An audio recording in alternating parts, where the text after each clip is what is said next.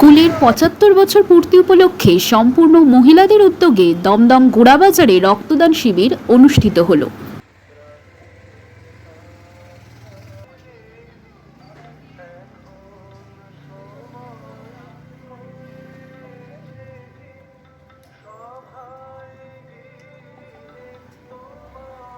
সম্পূর্ণ মহিলাদের উদ্যোগে রক্তদান শিবির আয়োজিত হলো দমদম গোড়াবাজারে।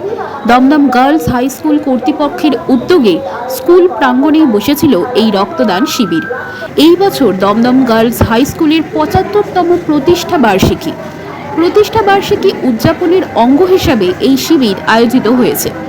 এদিন এই রক্তদান শিবিরে স্কুলের শিক্ষিকা এবং শিক্ষাকর্মীরা অনেকেই রক্তদান করেন। তাছাড়া স্কুলের পরিচালক সমিতির সদস্য, অভিভাবক, অভিভাবিকা মিলিয়ে প্রায় ৫০ জন স্বেচ্ছা রক্তদাতা আজ রক্তদান করেন।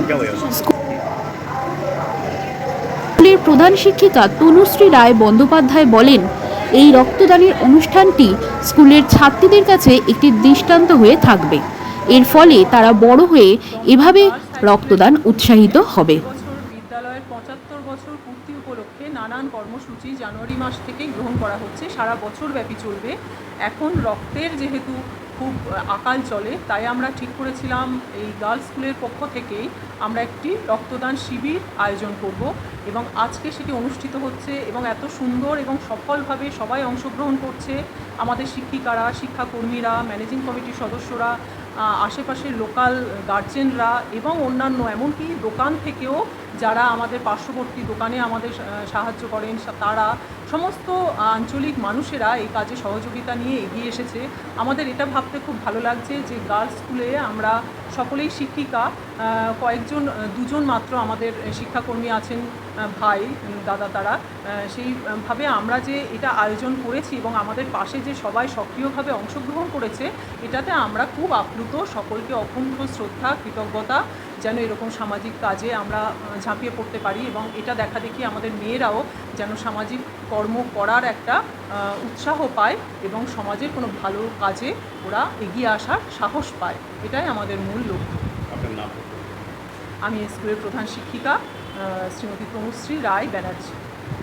খুবই ভালো লাগছে এবং সবথেকে যেটা উল্লেখযোগ্য বিষয় সেটা হচ্ছে দমদমে এই প্রথম কোনো গার্লস স্কুল এই ধরনের উদ্যোগ নিয়েছে। এর আগে হয়তো বয়েজ কোনো স্কুলে হয়েছে, কিন্তু গার্লস স্কুলে দমদমের মধ্যে এই প্রথম ব্লাড ডোনেশন ক্যাম্প। বর্তমানে যে রক্তের সংকট রয়েছে, তারা এই বিষয়টাকে মাথায় নিয়ে যে মানবিক উদ্যোগ নিয়েছেন তার খুবই প্রশংসা করি। এটা ফার্স্ট টাইম আমার নয়, আমি আগেও দিয়েছিলাম অনেক দিন আগে।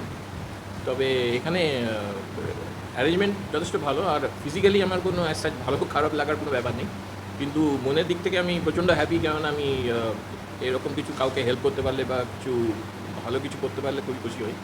তো আজকে আমার দিনটাও ভালো যাবে আশা করি।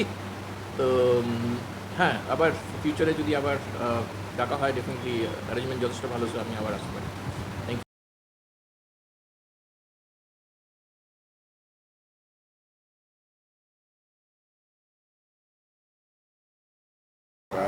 এটা তো খুব ভালো কাজ, আমি সেই ভালো কাজের সঙ্গে হতে পেরে গর্ব অনুভব করছি। খুব ভালো লাগলো, কোনো অসুবিধা নেই।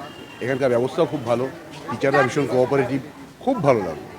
ভালো লেগেছে এবং এই দমদম গার্লস স্কুলের ইতিহাসে এই দিস ইজ ফার্স্ট টাইম যে এটা এই ধরনের খুব ভালো একটা অনুষ্ঠান উদ্যোগ নেওয়া হয়েছে। খুবই আমি একদম খুব ভালো লেগেছে।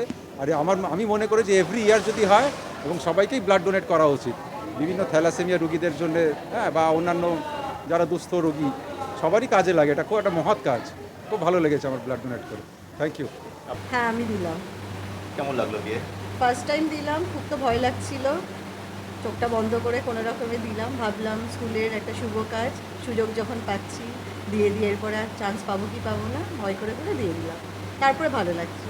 আপনি স্কুলের সাথে রক্ত আমি আগেও দিয়েছি, আগে যখন কলেজ লাইফে ছিলাম তখন এর সঙ্গে সরাসরি যুক্ত ছিলাম।